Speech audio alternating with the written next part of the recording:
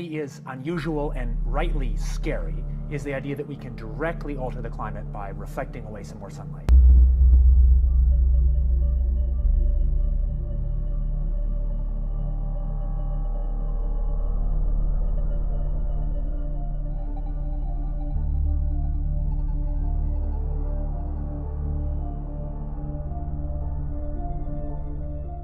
And that's scary because we have extraordinary leverage as humans. Our science technology, for better or for worse, has granted us that. So with very tiny amounts of money or effort, we could alter the world's climate by putting these reflective particles, say, in the stratosphere. And that has profound implications, right up to big geopolitical implications.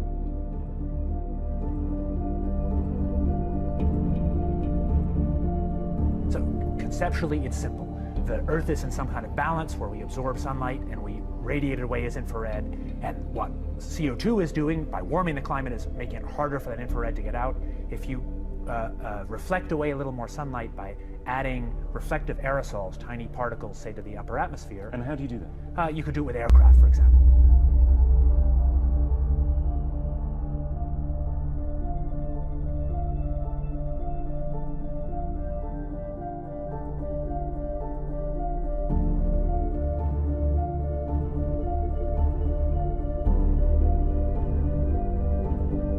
Hurricane Sandy slammed into New York City last night, flooding the World Trade Center site.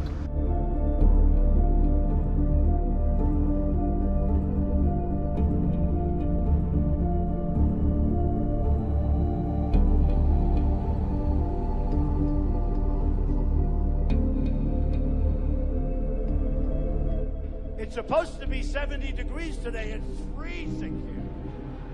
Speaking of global warming, we need some global warming. It's freezing. A crack more than 120 miles long on the east side of the Antarctic Peninsula, finally breaking off, creating a spectacular iceberg weighing more than 1 trillion metric tons. It's time to put America first. That includes a promise to cancel billions in climate change spending. Our plan will end the EPA.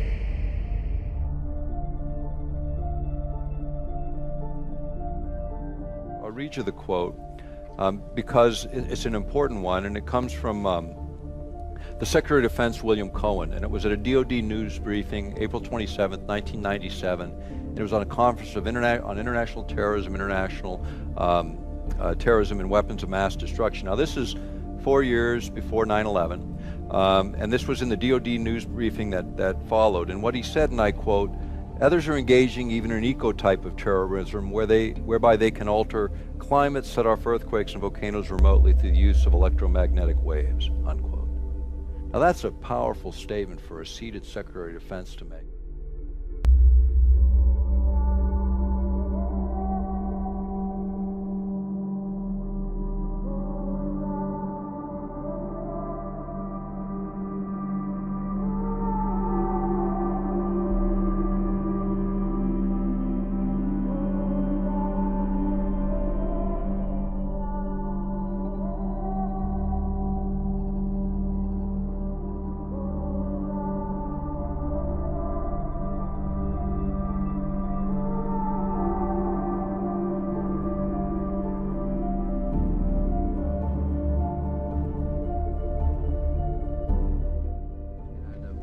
Another question on the in an interview with the Los Angeles Times on April 21st, you said that you told the Associated Press that the American government has created weather tampering techniques so that the New World Order will be able to starve millions of Americans and to control the rest. Our last 2 record years, tax years, were the hottest on record in New York. Sea level has risen by 8 inches on the eastern seaboard of the United States. Flooding from Florida up through the Carolinas has not occurred at this level in 28 centuries. The news is just in. This is startling. Would you explain what you were trying to say? Well, what I was trying to say is exactly what I said. There is weather control techniques. We have a complete package on that, which I did not bring, but I certainly will see to it that it is brought in for the record. Number one, the entire patents on the equipment. Number two, Senator Claiborne Pell's complete statement and story of his own that not only does it exist, but that we even utilize it as far back as the Vietnam War. You might want to touch base with Senator Pell. I just want to repeat before I turn to So yes, but we do have all that information. You're saying the government has created weather tampering techniques so that the, quote, New World Order will be able to starve millions of Americans. Worldwide. Millions of Americans, and to control the rest. Yes, sir, and that's my belief. As bizarre as that sounds, if somebody had told me that that equipment even existed 10 years ago, I would have thought they were nuts, sir. And at this point in time, we have all the documents to prove it. And if you think that 85 tornadoes takes place in the middle of our growing area by simultaneous accident, I'm sorry. With the equipment that's already set up internationally, and as bizarre as that is, it is proven and documented. We will supply you with those documents. As bizarre as that is, I would say that weather wars, and this is quoting actually Senator Claiborne Pell himself, that they are the greatest weapon ever created in the world, and that's the senator's own statement. So yes, I do stand on that.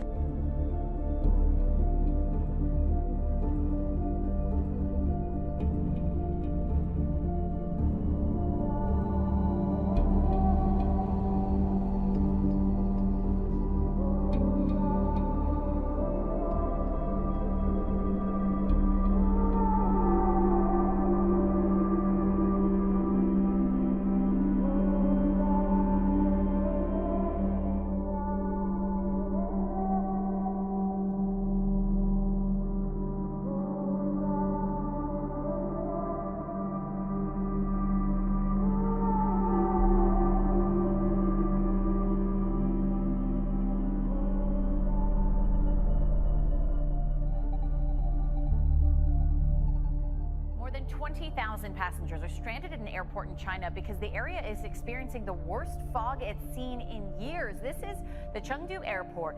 Canceled more than 80 flights this weekend, and dozens of incoming flights had to be diverted to other airports. Now, the runway was closed for almost 10 hours this weekend. The airport said even though the fog hasn't cleared very much, they have decided to let certain flights leave to get people to their destinations.